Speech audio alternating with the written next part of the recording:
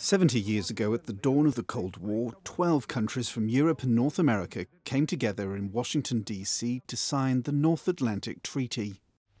If there is anything certain today, if there is anything inevitable in the future, it is the will of the people of the world for freedom and for peace. At its core was the treaty's Article 5, a collective obligation to defend any signatory country should it come under attack. Next comes Foreign Minister Ernest Bevin of Great Britain. The looming threat for the alliance was the Soviet Union. When West Germany joined NATO in 1955, the Warsaw Pact, an alliance of the Soviet Union and its satellite states, was created in response. The 1960s brought several pivotal events: the Berlin Wall, the Cuban Missile Crisis, and President John F. Kennedy's Berlin Address. There are some who say that communism is the wave of the future. Let them come to Berlin. The fall of the Berlin Wall in 1989 led to major changes for NATO. In the early 90s, the alliance enforced naval blockades and no-fly zones as conflict broke out in the Balkans. In 1999, NATO planes bombed Slobodan Milosevic's rump Yugoslavia after evidence emerged of massacres of Kosovo Albanians. Hundreds of thousands had been driven from their homes.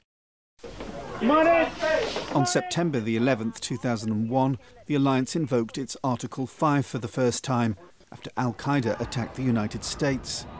Soon after, US-led NATO forces joined the war in Afghanistan against Taliban militants and other Islamist groups.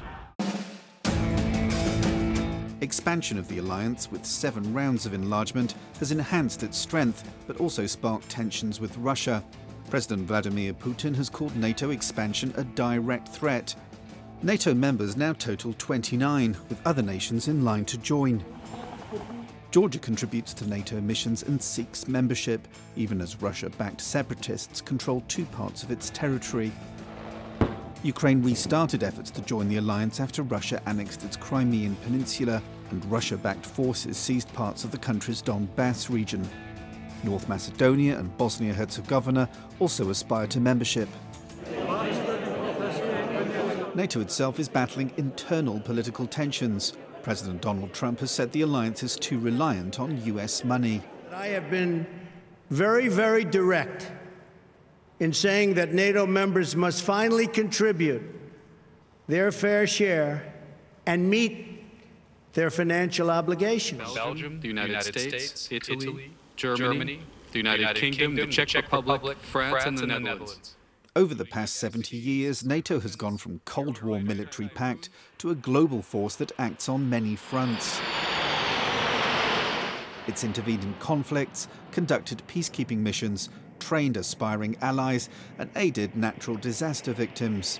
And despite the many challenges inside and outside the alliance, NATO has proven itself to be a survivor.